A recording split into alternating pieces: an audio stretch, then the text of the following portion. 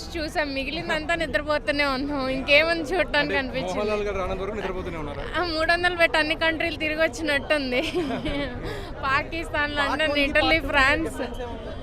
Part 1 చాలా బాగుంది. Part 2 ఏముందో నాకు తెలియలేదు. అంటే ఎక్కడ ఫెయిల్ అయ్యారు అంటారు? కొంచెం లాగ్ ఉందండి. రేటింగ్ ఎంత ఇస్తారు? రోజు గారి క్యారెక్టరైజేషన్ ఎట్లా అనిపించింది? 2.5. కొంచెం హిందీ అన్నీ ఎవ్రీథింగ్ ఈజ్ కవర్డ్ బేస్ అన్నీ బాగున్నాయి. టెక్నికల్ ఆస్పెక్ట్స్ ఎలా ఉన్నాయి? Cinematography is very nice. Screen play కానీ ఇచ్చే బీజిఎం బ్యాక్గ్రౌండ్ స్కోర్ కానీ everything is as perfect. Mohan Lal performance what we can do, he is the ఎపిటమ్.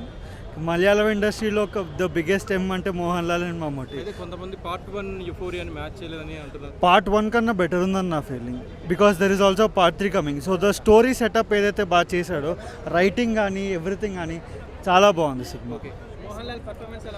చాలా బాగుందండి. అసలు Prithviraj acting, Mohan Lal performance everything super అండి. అలా ఏం లేదండి, nothing. Cinema proper cinema fan అయితే మీకు అర్థమైపోతుంది. ఆ స్క్రీన్ ప్లే కానీ, ఆ రాసిన డైలాగ్స్ కానీ ఎవ్రీథింగ్ చాలా బాగా చేశారు. నాకు బాగా నచ్చిన డైలాగ్, దేవుడు లేని చోట దయాన్ని పిలుస్తాను నాకు. 5/5 అండి. కాదండి, కొంతమంది లాగ్ ఉందని ట్రోల్స్ చేస్తున్నారు కదా. లాగ్ అని చెప్తే మనకి ఒక్కొక్క కంట్రీస్, బయట కంట్రీస్ మనకి చూపిస్తున్నప్పుడు ఒక్కొక్క క్యారెక్టర్ని మనకి దాన్ని బట్టి చూపించాలి అంటే మనకి కొంచెం లాగ్ అనిపిస్తుంది. సినిమాతో కనెక్ట్ అయినామంటే ఆ సినిమా లాగ్ అనిపించదు మనకి. తెలుగులో ఇలాంటి సినిమాలు ఇప్పటిదాకా ఇప్పుడు నచ్చాయా?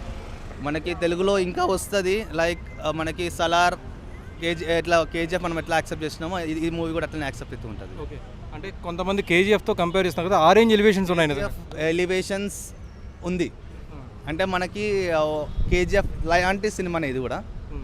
బట్ ఇట్స్ ఫస్ట్ పార్ట్లో మనకి డ్రగ్కి అగేనిస్ట్గా వెళ్తుంది.